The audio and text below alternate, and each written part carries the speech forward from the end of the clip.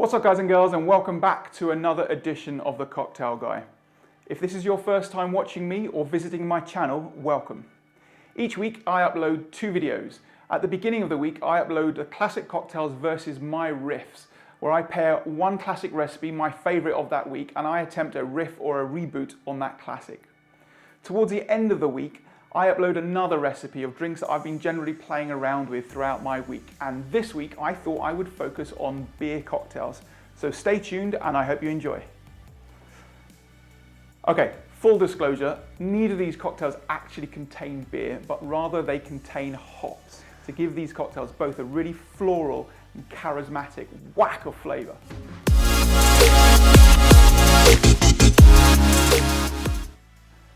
Okay guys, so for the first cocktail, we're going to be making a riff on the classic Martini. I'm going to be using gin instead of vodka. I'm going to be stirring this down with some dry vermouth that's been infused with some Cascade hops. I'm going to add a dash of orange bitters just to brighten the cocktail. But before we do anything else, we're going to need to make our hopped dry vermouth.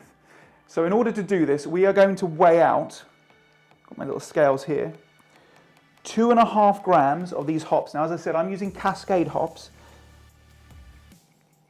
These are purely I think they're some of my favourite hops to use. I just find they're really funky and kind of just full of kind of grapefruit tropical notes that really lift cocktails. Okay, so we've got a little bit too much here. Perfect. 2.5 mils. So I'm going to add this to a beaker and I'm going to pour over 200 mils of my dry vermouth.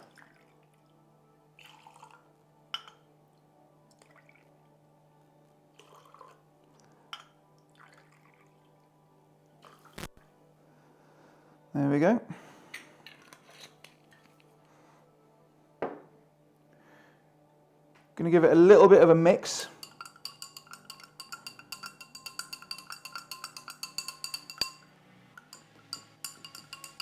And I'm literally going to leave it aside for 2 hours. Not going to infuse it into a vacuum bag, not going to put it into a sealable container. We're going to leave it to one side, put something on top of it just to cover it and stop any dust or anything getting inside, just for 2 hours. And what will happen is that the hop pellets will just start to break down, and you can start to see this in the stirring beaker. It will start to break down, and as they do so, they will infuse into the dry vermouth. And then once that is done, we're not going to mix this anymore. We're then going to filter it through a coffee filter, and we're going to end up with a beautiful crisp dry vermouth. Now here is one I've already made. Now that's a little bit less than 200 mils because I've already been playing around with this cocktail, but this is what it's going to look like. So it's going to look slightly darker, more of a sort of a strawed yellow color. Filtering it through a coffee filter removes obviously all the little bits of the pellets, so you end up with a really clear dry vermouth. So fantastic. So leave it for a little while and we're going to come back in a minute. Okay guys, so as you can see, I have started to filter. Actually, I've almost finished filtering my hopped dry vermouth. So what we have here is a pour over coffee pot. You don't need to use one if you don't have it though. A tall vessel or a shaker or a glass is absolutely fine. I've lined it with a coffee paper, and then what's happened is we have passed the hopped infusion through the coffee paper. The coffee paper has then stopped the hops from dripping through, and what we have is a beautifully fragrant hoppy dry vermouth, which we are going to set aside because I have already got some pre-made. And let's crack on with the first drink. So what we're going to do is we are going to pour in 1 ounce, 30 mils of our hopped dry vermouth. To that we're going to add 2 ounces of gin. Now I've gone with gin, but you can of course use vodka if you wish. And I'm also going to add just a dash of orange bitters. There we go. And we're going to give it a bit of a stir. Add some more ice. So it's super important to chill a drink and to stir it and give it the attention it deserves. So we're going to stir this for approximately 20 seconds or 60 revolutions, just to ensure that we're chilling and diluting. Now this is a martini, so it's quite punchy, although there is an ounce of dry vermouth in here.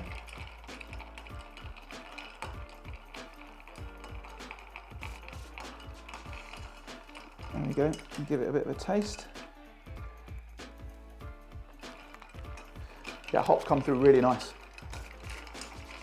So this is our Martini variation, which I am calling a Mantini because of the addition of the beer or the hops. But yes, essentially it's a Martini. There we go. Okay. And then I'm just simply going to strain this into my Martini glass.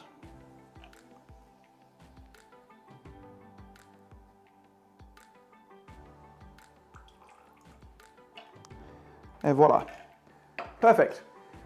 Now you can of course decide if you wish to garnish this with, keeping with tradition, obviously a lemon or an olive, or maybe perhaps even use a pink grapefruit zest just to keep in the aromas of the hop. So you've got those kind of tropically grapefruit notes in the hops already, so maybe garnish with a grapefruit zest. However, because this is an aromatic martini with the addition of the hops, I have decided not to garnish this. If you do, however, just express a small coin of your zest over the top of the drink and around the sides and down the stem, so that when whoever is drinking, you get those really nice aromatics from the zest on your fingers.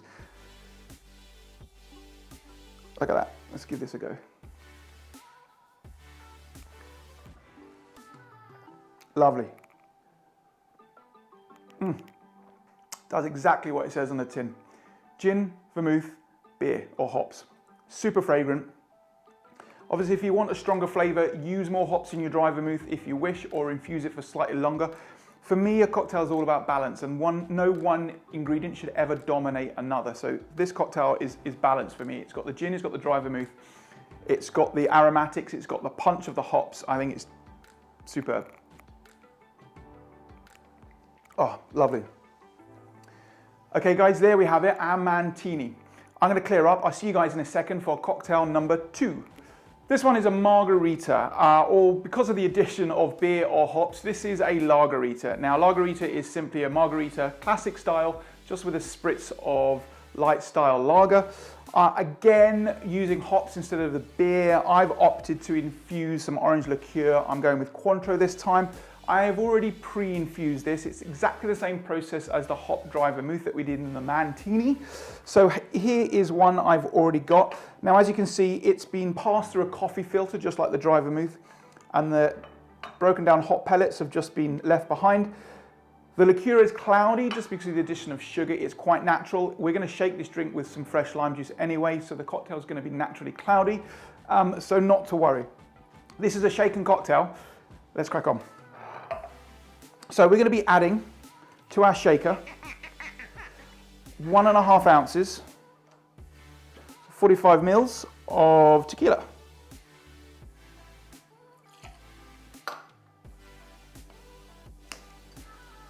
I'm going to then add 1 ounce of my hopped orange liqueur. I've gone with Cointreau, but you don't have to. You can go with triple sec if you wish. There we go. Put this to one side. And then I've already pre-squeezed some fresh juice, and I'm going to be adding in 1/2 ounce, of about 15 mils. There we go. Give it a mix.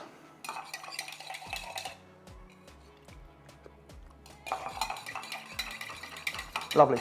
You can, if you wish, add more lime juice if you wish. However, the reason I've gone with slightly less lime than Cointreau in this particular recipe is because of the addition of hops. We're adding bitterness to this cocktail. So it's not just tequila, spirit, orange, sweetness, and the sourness of the citrus. We're now adding bitterness to this cocktail as well. So I've left this cocktail with slightly sweeter than the traditional recipe, just because I want that sweetness to kind of balance out the bitterness of the hops. So as I said, you can, if you wish, add some more lime. I've decided not to though. I'm going to add our ice.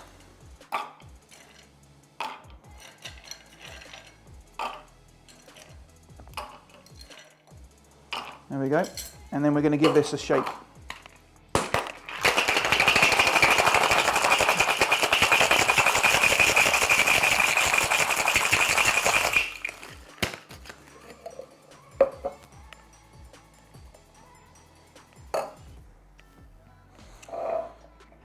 Here is my coupette glass.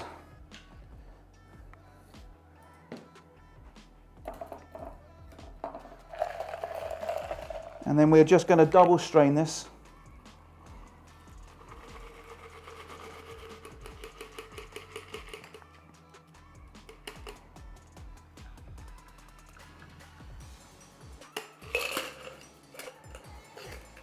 Okay, and now for the garnish. You can, if you wish, leave this ungarnished. However, I'm opting to garnish this with a wedge of lime.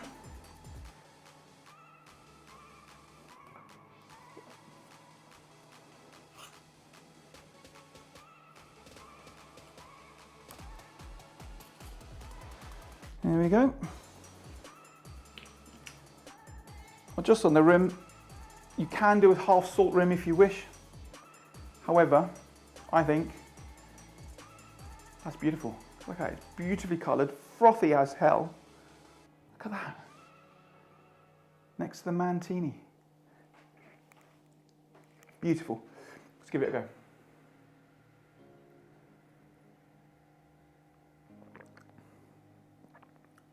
Oh, get the hops, get that bitterness. Get the tequila, obviously. Make sure you use a good quality tequila if you have one to hand. Fresh is best when it comes to citrus juice in a cocktail, always. You can use an orange liqueur or a triple sec instead of a brandied liqueur like I've used, like Cointreau. That's great. Fresh zest, you get the hops, you get the grapefruity notes and the tropical notes from the hops, depending on what style of hops you're using. There we have it, guys. Not one, but two classic cocktails using beer or hops in this case, just to pimp these recipes up. So there we have it. One Mantini, one Lagerita, two classic cocktail riffs. I hope you guys enjoy. Otherwise, guys, all that is left for me to say to you is I hope you enjoyed the videos. If you have, give me a thumbs up, please. Drop any comments below should you have any questions. Look forward to seeing you in the next video. Otherwise, guys, if you haven't already done so, please do subscribe. With your help, I would love to see this channel grow, and I shall see you guys next week in the next video. I'm gonna go with a sip with this one, traditionally. Cheers, guys. Oh, lovely.